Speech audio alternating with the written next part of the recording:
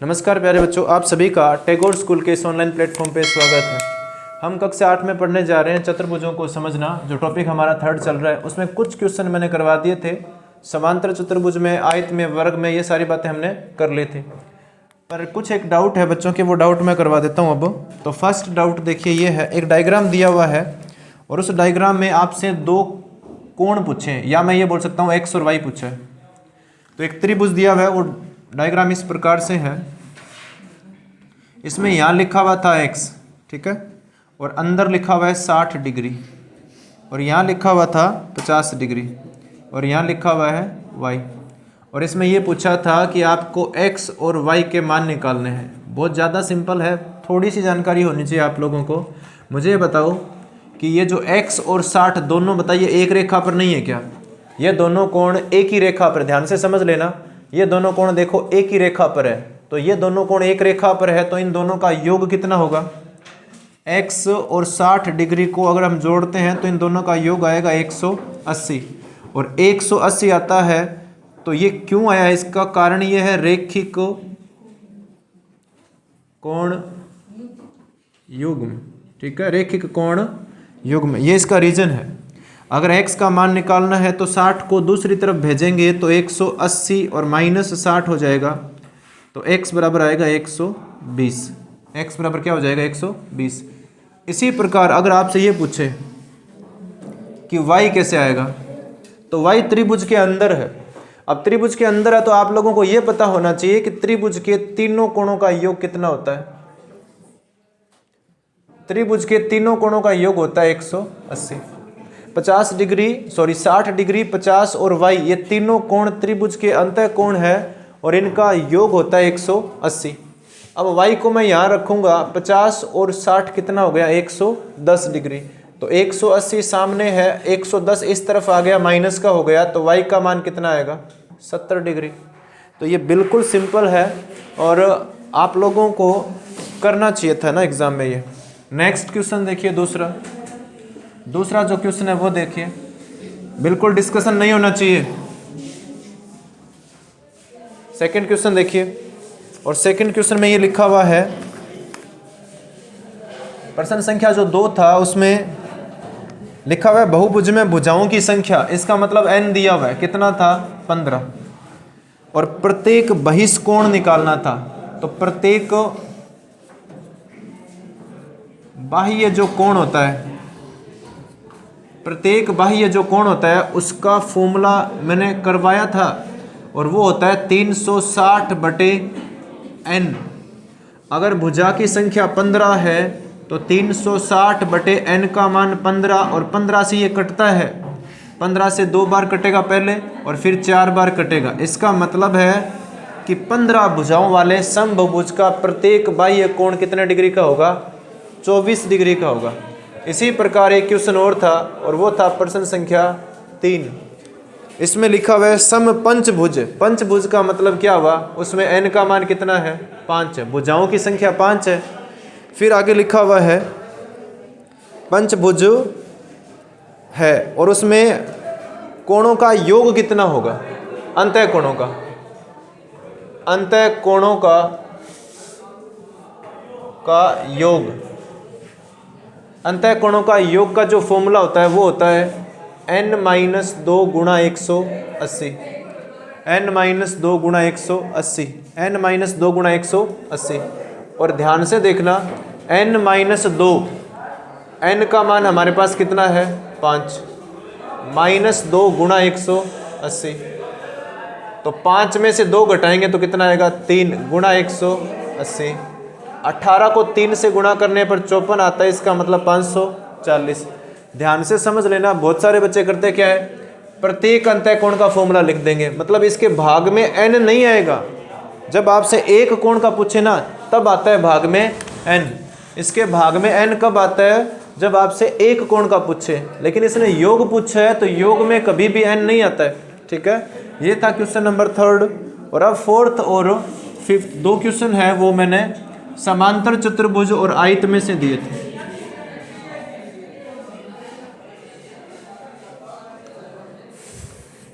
Question number 4 देखिए, इसमें ये लिखा हुआ है एक समांतर चतुर्भुज था ABCD।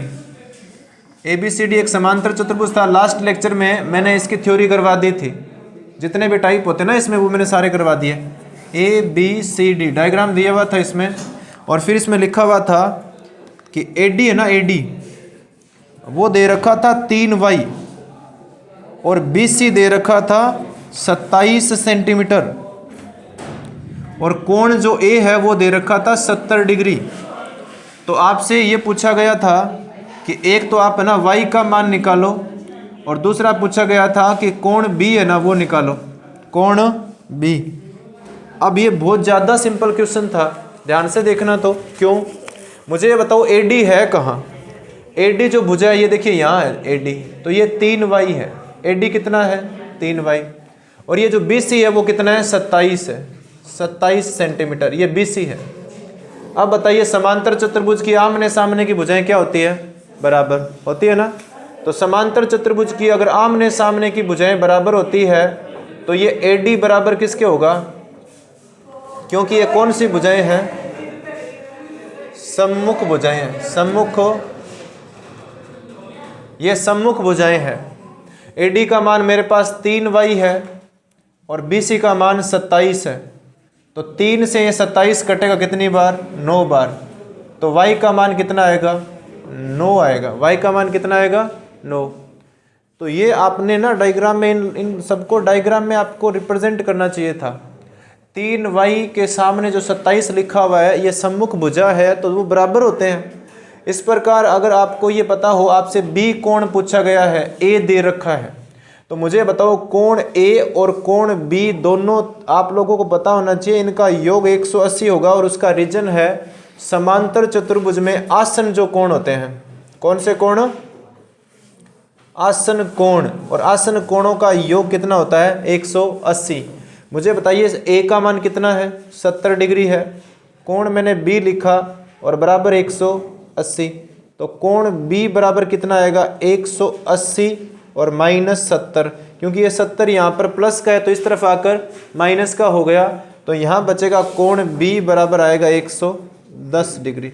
बहुत ज़्यादा सिंपल था, और आप लोग ये नहीं बोल सकते कि सर आपने रिवीजन में ये करवाया नहीं है। मैंने लास्ट क्लास में ये बताया था कि आसन कोणों का योग 180 होता है और समांतर चतुर्भुज की भुजाएं क्या होती है? सम्मुख बराबर होती है।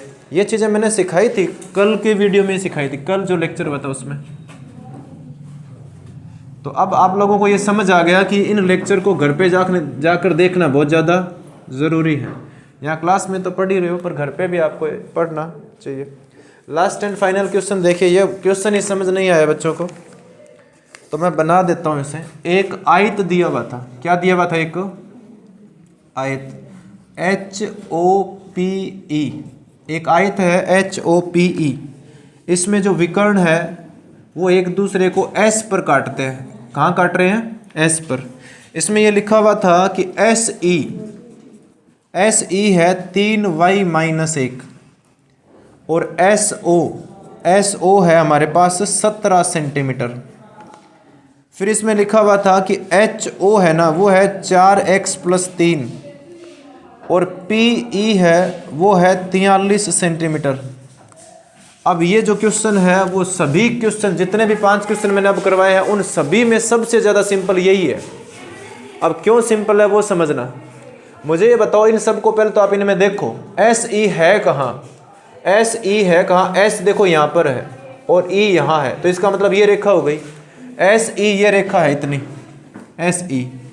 नीचे लिखा हुआ है SO देखिए ये रेखा है, SO ये रेखा है। आप लोगों को ये पता होना चाहिए, जैसे समांतर चतुर्भुज के विकर्ण एक दूसरे को समद्विभाजित करते हैं, उसी प्रकार आयत के जो विकर्ण होते हैं वो भी एक दूसरे को समद्विभाजित करते हैं। तो यहाँ आपको ये पता चला कि ये जो SE है ना ये SO के बराबर होता है।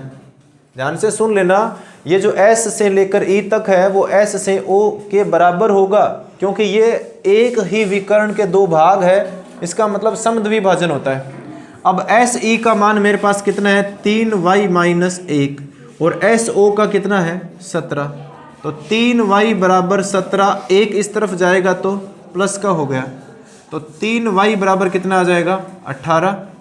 17 और 1 18, और 3 से 18 कटता है 6 बार, तो y का मान कितना आएगा 6। इसी प्रकार, और ये जो अभी मैं करवाऊंगा वो तो इससे भी ज़्यादा सिंपल है, क्योंकि HO है क्या मुझे बताओ।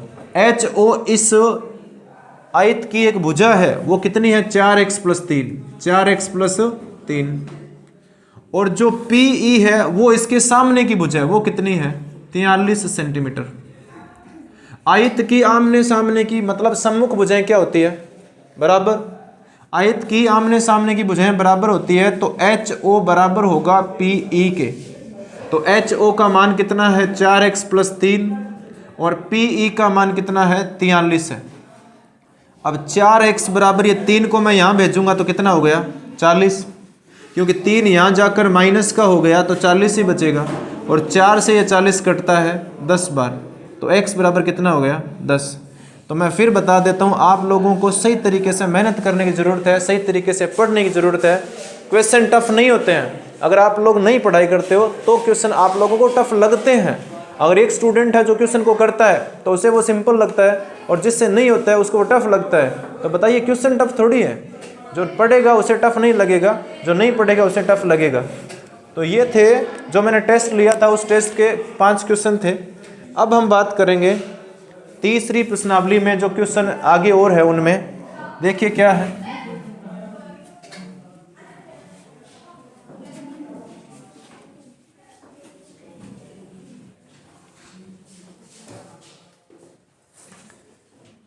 तो ध्यान से देखो, जैसे क्वेश्चन मैंने अभी बोर्ड पे करवाए हैं उसी प्रकार के कुछ क्वेश्चन हम और करते हैं। ध्यान से देखना, एक आकृति दी हुई है हमें और इसमें इस प्रकार से बनाया हुआ है। यहां लिखा हुआ है z, यहां लिखा हुआ है y, और यहां पर लिखा हुआ है x, और यहां केवल लिखा हुआ है 50। आपसे ये बोला गया है, ये जो भी क्वेश्चन है नंबर से, तो आपको क्या मतलब है, हमें x, y और z का मान निकालना है। आपको कॉन्सेप्ट आना चाहिए। कॉन्सेप्ट क्या है, ये समांतर चतुर्भुज है, इतना ये दिया हुआ है इसमें। ये जो चतुर्भुज है वो कौन सा चतुर्भुज है, समांतर चतुर्भुज है। अगर ये समांतर चतुर्भुज है तो आप लोगों को ये पता होना चाहिए कि इसमें सम्मुख कोण क्या होते हैं, बराबर। दूसरी बात, ये आसन कोण कितने होते हैं, इनका योग 180। मुझे एक बात बताइए 50 डिग्री के साथ में y आसन कोण नहीं है क्या, है, क्योंकि आसन का मतलब होता है जो इसके पास में होता है, 50 के पास में तो है ना y, तो ये दोनों आसन कोण है और इनका योग होता है 180। तो यहाँ लिखना पड़ेगा आपको आसन कोण है, आसन कोण, ठीक है।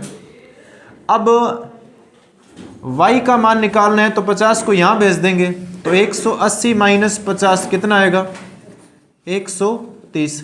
अब मुझे एक बात बताओ कि x निकालना है तो मैं यहाँ लिख सकता हूँ क्या कि x और y बराबर है, x और y बराबर है, क्योंकि ये आमने सामने के कोण है, इसका मतलब ये सम्मुख कोण है। कौन से कोण है, सम्मुख कोण है, सम्मुख कोण है। तो मुझे ये बताओ x निकालना है तो y निकाल रखा ना आपने 130, इसका मतलब जितना x होगा उतना ही y होगा, या मैं बोल सकता हूँ y और x बराबर है। अब आपको z निकालना है, तो ध्यान से सुनो, मुझे ये बताओ इसे कुछ मानना पड़ेगा आपको, इसे कुछ न कुछ मानना होगा, और इसे मैं मान लेता हूँ कुछ न कुछ। चलिए मान लेते हैं, हम इसे a मान लेते हैं। क्या मान लिया, a। अगर ये a मान लिया मैंने, तो ये अगर हमारे पास a का मान हो तो a का मान हम जैसे निकालते हैं, बताइए a का मान 50 नहीं होगा क्या, क्यों, क्योंकि सम्मुख कोण है। कौन से कोण है, सम्मुख कोण है। खुद ही देख लो आप, ये जो मैंने a बनाया अभी, इसके सामने वाला कोण कौन सा है 50, और समांतर चतुर्भुज में सम्मुख कोण बराबर होते हैं। अब एक चीज़ और बच गई, वो ये है कि आपको z निकालना है। तो z का मान अगर हम निकालना चाहते हैं तो मुझे ये बताओ z और a दोनों एक ही रेखा पर बने कोण है, z और a दोनों एक ही रेखा पर बने कोण है। तो a का मान हमारे पास है ना, इन दोनों का टोटल कितना होता है 180, और उनका रीजन है रैखिक कोण युग्म, रैखिक कोण युग्म। z का मान निकाल रहे हैं, a का कितना है हमारे पास 50 बराबर 180, तो z का मान आएगा 130। z का मान कितना आएगा 130। तो ये थी आज की, है ना, इतने क्वेश्चन करेंगे हम, नेक्स्ट क्लास में करेंगे बाकी। तब तक के लिए आप देखते रहिए RNT स्कूल सरदार सर। धन्यवाद।